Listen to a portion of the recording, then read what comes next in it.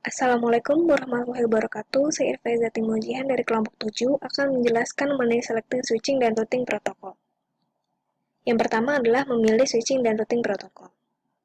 Dalam memilih switching dan routing protokol, ini harus bergantung pada bisnis pelanggan dan sasaran teknisnya seperti apa. Untuk membantu kita memilih protokol yang tepat, di sini kita akan membahas mengenai atribut switching dan routing protokol. Yang pertama adalah karakteristik network traffic atau lalu lintas jaringan, bandwidth, memori, dan penggunaan CPU, perkiraan jumlah router dan switch yang didukung, lalu kemampuan untuk cepat beradaptasi dengan perubahan dalam internetwork, lalu kemampuan untuk mengautentikasi pembaruan rute untuk alasan keamanan.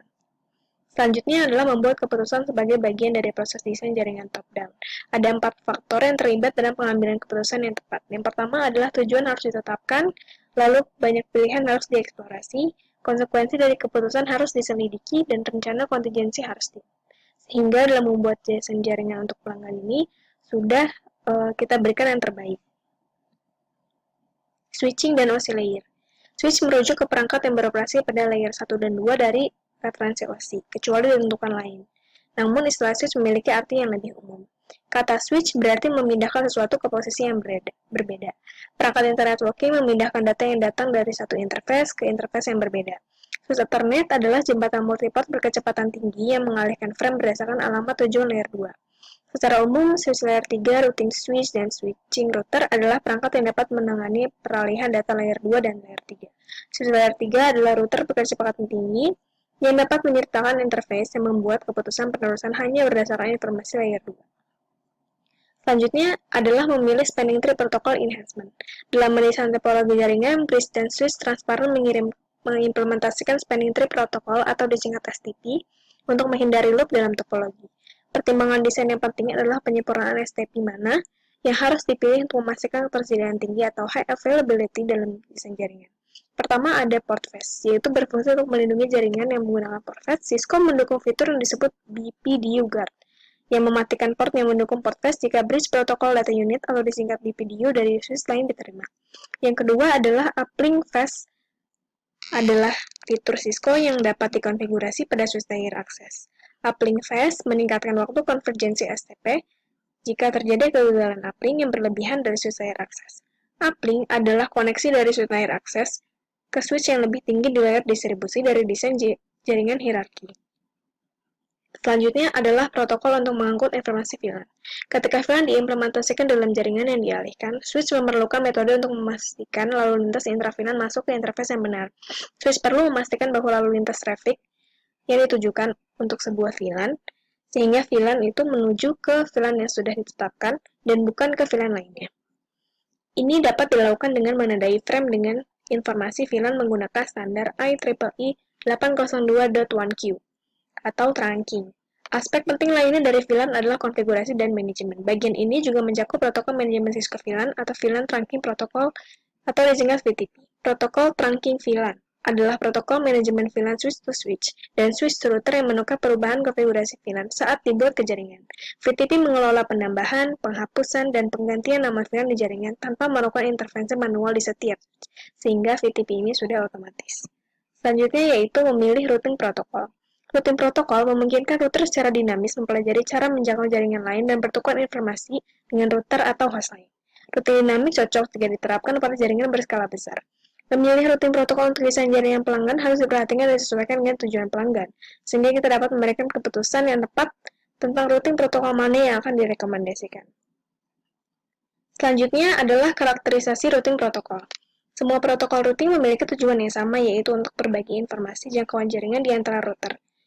Yang pertama ada desain vektor protokol, yaitu proses routing berdasarkan arah dan jarak dalam penetapan jalur atau the base path yang melibatkan jumlah hop, yaitu yang termasuk desain vektor adalah RIP atau Routing Information Protocol versi 1 dan 2, IGRP, dan Enhanced IGRP, dan BGP.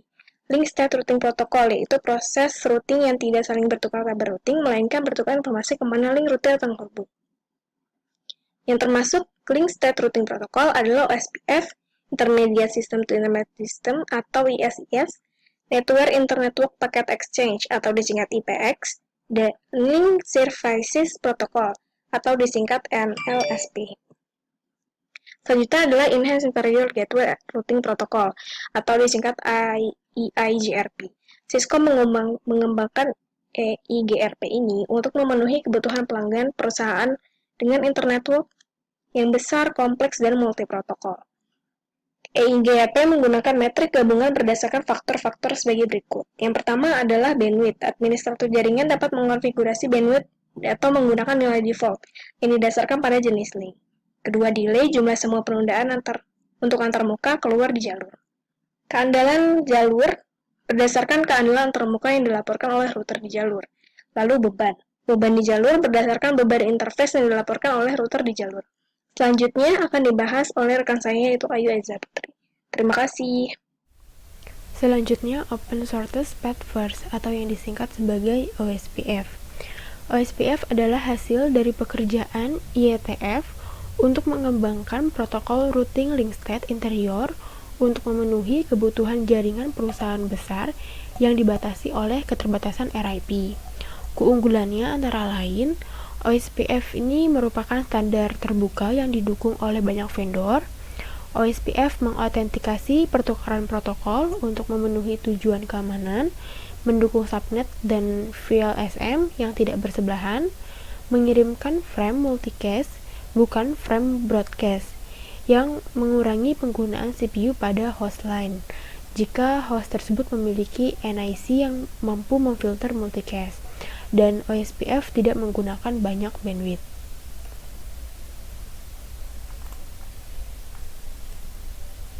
Selanjutnya untuk intermediate system to intermediate system atau yang disingkat sebagai ISIS adalah protokol link state dinamis yang dikembangkan untuk digunakan dalam rangkaian protokol Open System Interconnection atau yang disingkat sebagai OSI.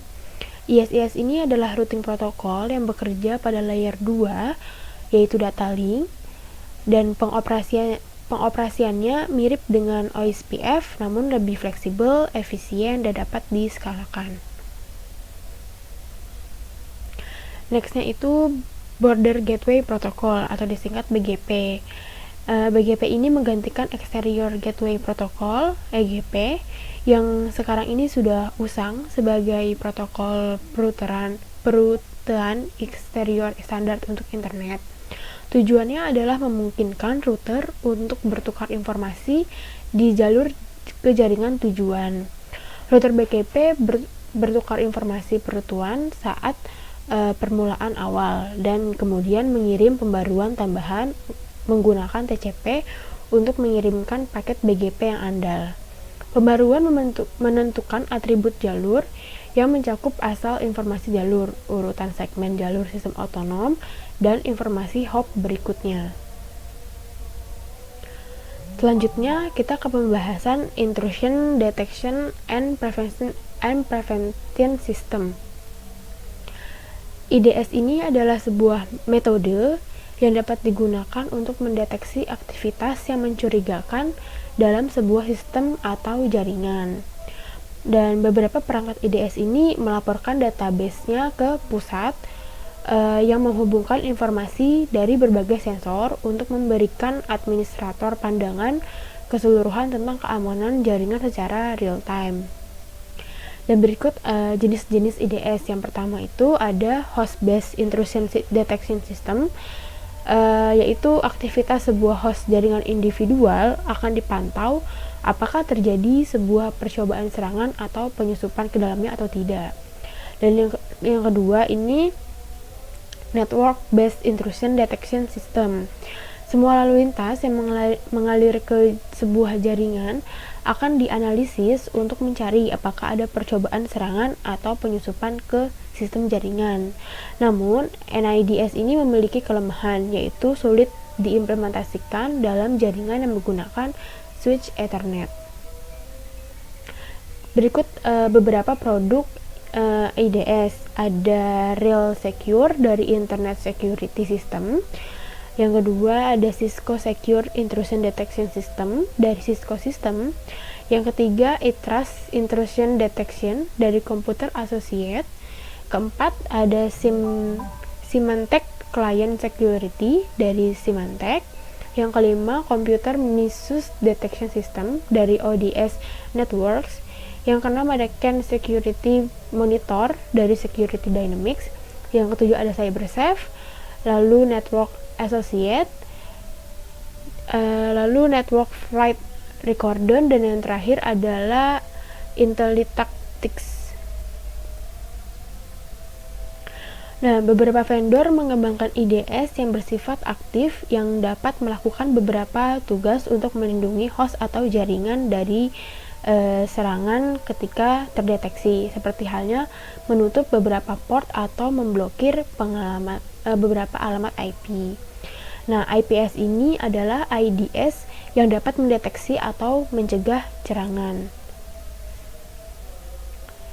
Perhatian utama dengan perangkat IDS dan IPS adalah volume alarm palsu.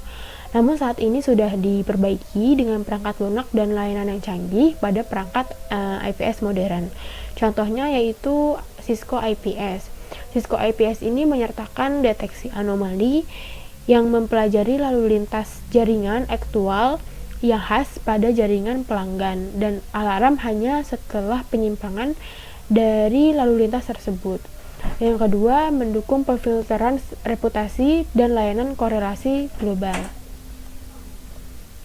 Implementasi dan cara kerja dari IDS yaitu yang pertama, dengan menggunakan pendeteksian berbasis signature, seperti halnya yang dilakukan oleh beberapa antivirus yang melibatkan pencocokan lalu lintas jaringan yang basis datanya yang berisi cara-cara serangan dan penyusupan yang sering dilakukan oleh penyerang.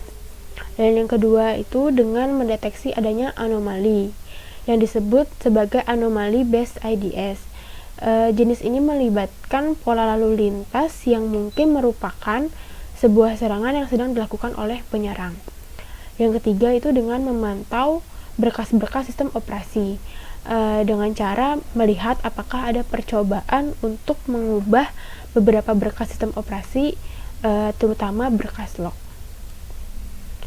Sekian presentasi dari kelompok 7. Kurang lebihnya mohon maaf. Wassalamualaikum warahmatullahi wabarakatuh.